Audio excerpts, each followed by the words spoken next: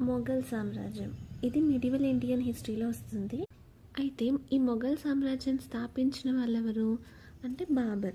And ఇందులో కంప్లీట్గా ఈ మొఘల్ సామ్రాజ్యంలో గొప్పవారెవరు అంటే అక్బర్.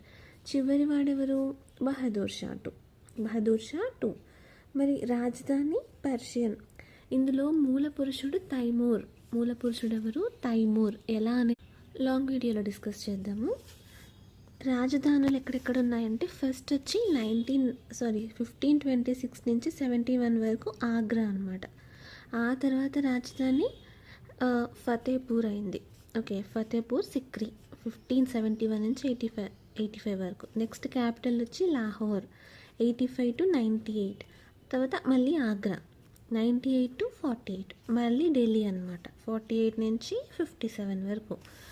అయితే వాస్తు నిర్మాణ శైలి ఎలా ఉండేది అని అంటే ఇండో ఇస్లామిక్ ప్యాటర్న్లో ఉండేదన్నమాట. సో పేదవాడి తాజ్మహల్ ఏది అంటే బీబీ కా మక్బార్.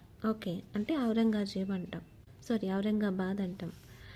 గొప్ప సైనిక వ్యవస్థ ఏంటి అంటే ఫిరంగి దళం. పరిపాలనా విధానం ఎలా ఉండేది అంటే మన్షబ్దారీ. ప్రధాన వృత్తి వ్యవసాయం, ప్రధాన ఆదాయం భూమి శిస్తు. ఇక్కడ పేపర్ ఇండస్ట్రీ కూడా ఉండేది, కాగిత పరిశ్రమ. సియాల్కోట్ బంగారు నాణం అది ఎలా ఉండే అంటే మొహర్ అని అంటారు అప్పట్లో. ప్రధాన వినోదం వచ్చి పావురాల్ని ఎగరవేయడం అనమాట. అదే వాళ్ళు ఒక ఎంజాయ్మెంట్లా అనుకునేవాళ్ళు. అసలు ఇవన్నీ ఏంటి, ఏ స్టేజ్లో ఏవేవి ఎలా జరిగాయి అనేవి డీటెయిల్గా లాంగ్ వీడియోలో మళ్ళీ మాట్లాడుకుందాం.